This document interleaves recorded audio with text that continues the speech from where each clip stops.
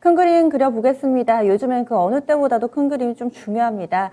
그럼 함께 해주실 분 토마토 투자클럽의 김복만 전문가입니다. 안녕하세요. 예, 안녕하세요. 네, 우리나라뿐 아니라 전 세계적으로 요즘에 난립니다. 악재도 워낙에 많은데다가 다소 좀 공포 섞인 그런 단어들이 헤드라인을 장식하는데요. 과연 글로벌 증시 패닉셀링 상황이 언제까지 좀 지속이 될지, 그렇다면 우리는 어떻게 해야 될 것인지 알아보도록 하겠습니다. 먼저 미국 증시, 그동안에 그 어떤 국가가 밀려도 정말 가장 견조하게, 가장 강하게 올랐던 미국 증시가 하락 움직임 뚜렷하게 나타나고 있습니다. 현재 미국 증시 추세 좀 짚어주시죠. 예, 그 연초에 제가 올해는 이제 미국보다도 중국 증시의 그 비중 확대를 제가 말씀을 첫 시간에 아마 드린 것 같은데요.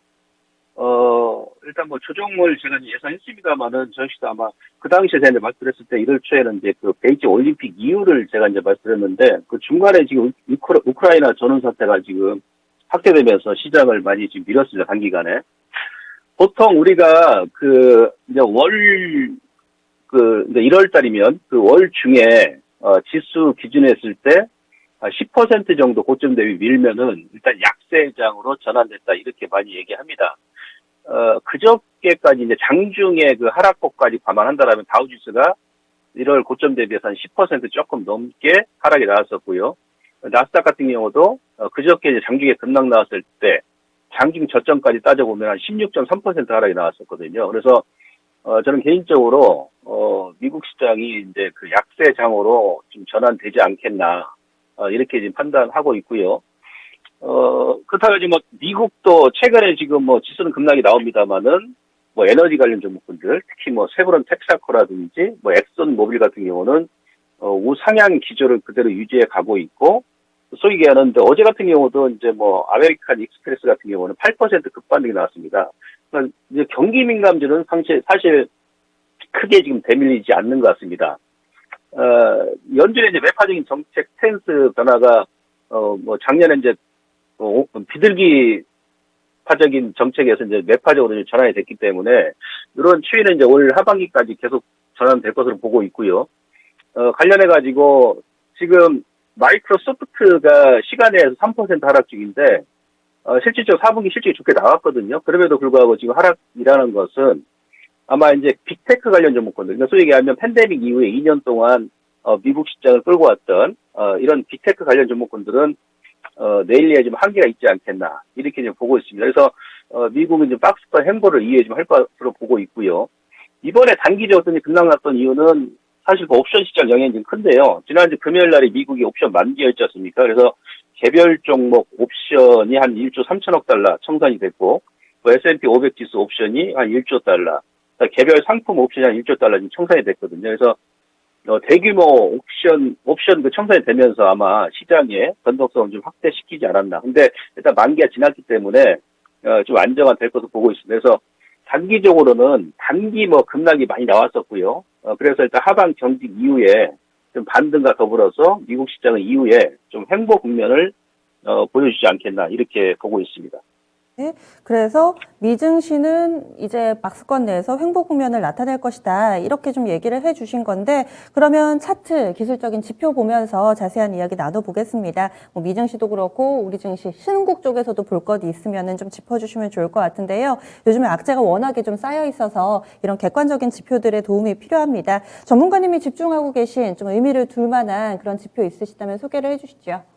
예, 하도 뭐 여기저기 뭐 말이 많아가지고 아마 시청자님분들께서 상당히 좀 헷갈려 하실 것으로 제가 알고 있습니다. 그래서 조금 이해하시기 편하게 제가 지금 현재 위치를 기술적 분석, 그 그림을 통해서 제가 몇 가지 중요 지표를 통해서 말씀드리도록 하겠습니다. 먼저 첫 번째 그림은 앞선 거 말씀드린 대로 파생시장 영향이 좀 컸다라고 제가 말씀드렸는데, 미국의 이제 콜옵션 상대비율 차트하고 나스닥 대형주 지수하고 제가 같이 대조를 해봤습니다. 지금 풋옵션 가열 국면입니다. 어제 이제 좀 꺾이는 그런 양상인데, 그래서 꺾이면서 나스닥이 지금 반등이 나오고 있죠. 그래서, 기술적으로는, 지금 나스닥 같은 경우도, 특히나 이제 그저께 그 황소의 뿔, 소위 얘기하면 추세 반전형 패턴이 나왔기 때문에, 이번 하락은 조금 이제 안정화되지 않겠나 이렇게 보고 있고요. 두 번째 그림은 이제 역발상 지수, 뭐 여러분들 많이 알고 있어요. 빅스 지수인데요. 빅스 지수 같은 경우도 보통 30에서 40 구간까지 가게 되면 상당히 가열 국면입니다. 그래서 어제 보니까 빅스 지수도 일단 좀 안정화되면서 일단 나스닥 대형 100지수 같은 경우도 하방 경직성을 확보를 해주는 그런 모습입니다. 세 번째 그림 보시면은 지금 달러 환산 비트코인 일간 차트를 제가 지금 보여드리는데 이 비트코인이 작년 11월 달에 고점 찍고 나서 계속 되밀었습니다. 그래서 이번 주에 비트코인도 저점을 깨는 급락이 나왔는데 이것도 상당히 시장에 영향을 많이 줍니다. 왜 그러냐면 여러분들 그 작년 같은 경우도 보시면은 비트코인이 항상 좀 올라갈 때는 상승 국면을 탔을 때는 뭐 거래소하고 코스닥 거래 대금보다도 월등히 높았거든요. 이게 무슨 얘기냐면 뭐 외국인도 마찬가지고 기관도 마찬가지고 우리 개인분들도 비트코인에 이제 많이 들어갔을 거란 얘기죠. 주식보다도. 그러신 분들이 비트코인 좀 연초부터 급락이 나오다 보니까 이제 물타기를 하지 않겠나 싶습니다. 그러니까 수급적으로 1월 달에 외인들도 코스닥 많이 매도를 했는데 아마 일부 주식을 정리해가지고 비트코인 쪽으로 자금이 또 들어가는 그런 효과도 있을 것이다. 근데 비트코인 같은 경우도 작년 7월 달 저점 라인까지 왔기 때문에 뭐 현재 구간에서는 이제 하방 경직 정도를 확보하지 않겠나 이렇게 보고 있습니다. 그 다음 그림 보시면 나스닥 대형 100지수인데요. 이건 제가 이제 1년 넘게 장기 로고 핵심 추세를 한번 그려봤습니다. 이번에 그저께 저점이 나왔던 그런 구간이 그 추세 하단 지지 구간이었죠. 정확하게 기술적으로. 그러면서 작년 7월달 고점과 5월달 고점 라인입니다. 그래서 추세 하단 지지 라인까지 일단 확인을 하고 지금 반등이 나왔기 때문에 이 구간에서는 추가적인 하락은 제한적인 것이다. 이렇게 보고 있습니다. 다우 같은 경우도 마찬가지죠. 다우 같은 경우도 그러니까 작년 11월 달에 미국의 대통령 선거가 끝나고 나서 거기서부터 랠리가 나왔는데 그 11월 달 저점과 이번 저점을 거보면 기술적으로 딱 하단 지지 맥점입니다. 이 라인에서 강한 아래꼬리 반등이 나왔기 때문에 현재 구간에서는 하방 경직 정도 확보할 수 있다. 이렇게 볼 수 있겠고 다우 세계지수 같은 경우도 마찬가지입니다. 지금 주봉 기준 했을 때는 그 지지, 하방 지지 구간입니다. 기술적으로. 그러니까 어제 그저께 미국이 어떤 글로벌 증시가 하방 지지 구간을 지금 확보하는 이유가 이런 위치에 있다라고 보시면 될 것 같고, 그 다음에 MSCI가 한국 지수죠. 이거는 이제 작년 1월 달에 제가 이제 고점을 말씀드렸었고, 그러니까 작년 1월 달에 우상향 기조를 유지하다가 거기서 고점 찍고 지금 1년 동안 쭉 되밀린 겁니다. 그러다가 지금 1월이죠. 1년 만에 이제 하방 지지 라인까지 온 거예요. 지금 추세 지지선까지. 예, 우측에 이머징 마켓 지수도 마찬가지고.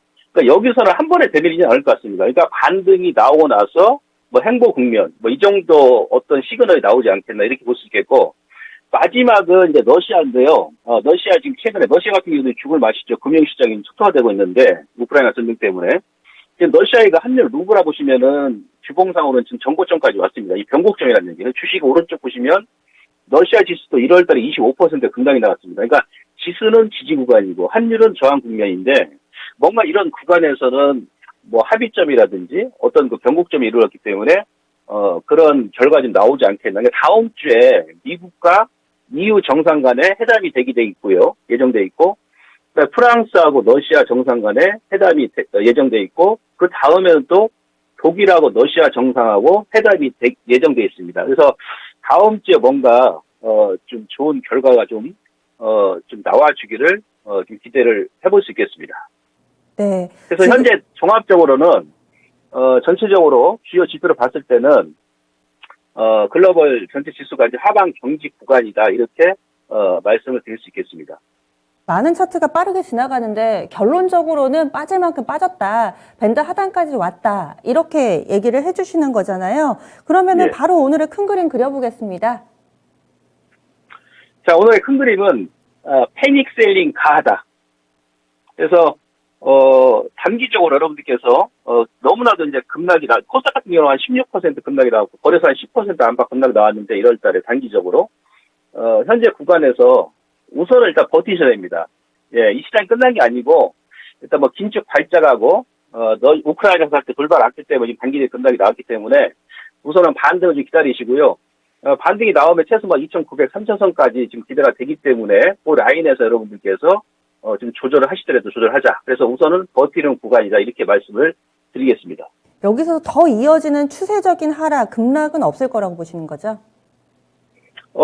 변동성은 다수 있을 수 있는데요. 뭐 이번 주처럼 급락 같은 그런 패턴은 좀 제한적이지 않을까 이렇게 생각하고 있습니다. 네, 알겠습니다. 다음 주에 뵙겠습니다. 고맙습니다. 네, 김봉만 전문가 여러 가지 객관적인 지표를 통해서 지금이 바닥이라는 것을 증명하고 있습니다.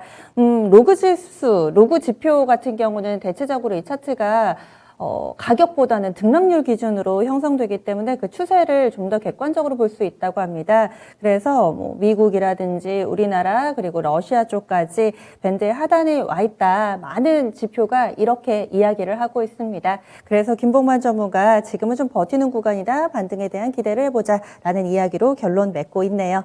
이렇게 큰 그림까지 그려봤습니다.